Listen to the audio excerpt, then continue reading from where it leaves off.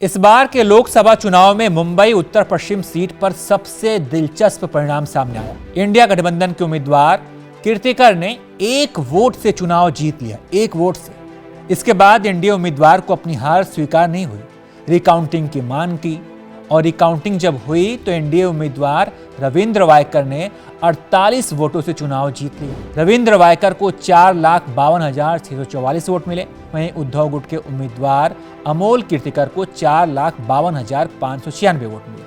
NDA उम्मीदवार की जीत तो हो गई, लेकिन अब ये जीत संदेह के घेरे में आ गई है। क्यों? पूरी बात आपको इस वीडियो में बता रहे हैं। लोकसभा चुनाव की वोटिंग से पहले और बाद में ईवीएम की बात हो रही थी, लेकिन जैसे ही नतीजे सामने आए ईवीएम की चर्चा बंद हो गई। सबको ईवीएम पर भारी भरोसा हो गया, लेकिन अब एक बार फिर से ईवीएम पर सवाल उठे हैं।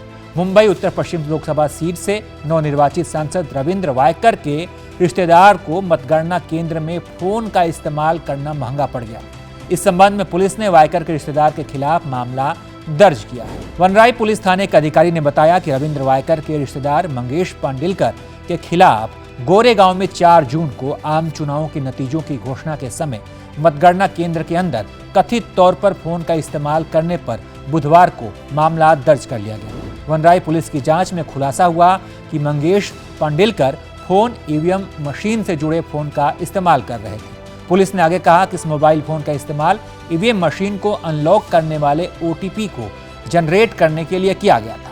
वनराई पुलिस ने चुनाव आयोग को मतदान कर्मी दिनेश गुरव के पास मंगेश पांडिलकर को CTPC 41A के तहत नोटिस भेजा है। इसके साथ ही पुलिस ने मोबाइल फोन को फॉरेंसिक लैब भेज दिया है ताकि मोबाइल फोन का डेटा मिल सके। साथ ही फोन पर मौजूद फिंगरप्रिंट भी लिए जा रहे हैं। पुलिस अधिकारियों के अनुसार यह घटना 4 जून को मुंबई उत्तर पश्चिम लोकसभा क्षेत्र के लिए वोटों की गिनती के दौरान नेस्को केंद्र पर हुई। दरअसल मिड डे के अनुसार वनराई पुलिस स्टेशन के वरिष्ठ निरीक्षक राम प्यारे राजभर ने कहा कि हमने मोबाइल फोन को फॉरेंसिक लैब भेज दिया है। अब ईवीएम को लेकर राहुल गांधी ने भी दुनिया के सबसे अमीर आदमी एलन मस्क का ट्वीट और अखबार की एक कटिंग शेयर करते हुए ईवीएम पर सवाल उठाए हैं। राहुल गांधी ने लिखा है कि भारत में ईवीएम एक ब्लैक बॉक्स है और किसी को भी उनकी जांच करने की अनुमति नहीं है। हमारी चुनावी प्रक्रिया में पारदर्शिता को लेकर गंभीर चिंताएं जताई जा रही है। जब संस्थाओं में जवाबदेही की कमी होती है तो लोकतंत्र एक दिखावा बन जाता है और धोखाधड़ी की संभावना बढ़ जाती है। राहुल गांधी ही नहीं, राज्यसभा सांसद प्रियंका चतुर्वेदी ने भी इस पर सवाल उठाए। क्या कहा उन्होंने, सुनिए। जब वोट काउंटिंग शुरू हुई, प्रक्रिया शुरू हुई, वोट काउंटिंग में उनको अमोल कीर्तिकर जी लीड कर रहे थे।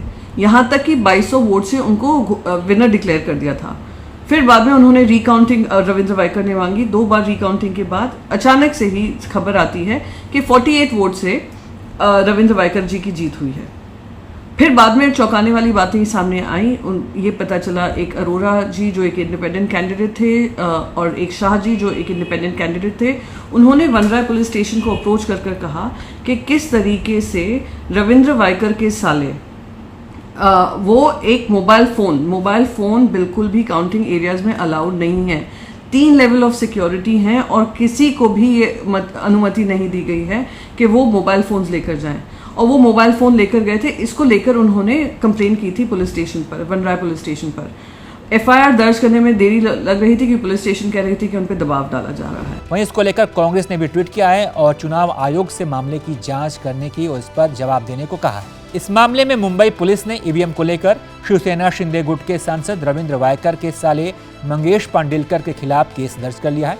मंगेश पांडिलकर पर आरोप है कि उसने मुंबई के गोरेगांव चुनाव सेंटर के अंदर पाबंदी होने के बावजूद मोबाइल का उसने इस्तेमाल किया और आरोप ये भी है कि वायकर ने मोबाइल OTP के जरिए ईवीएम को अनलॉक करने की कोशिश की।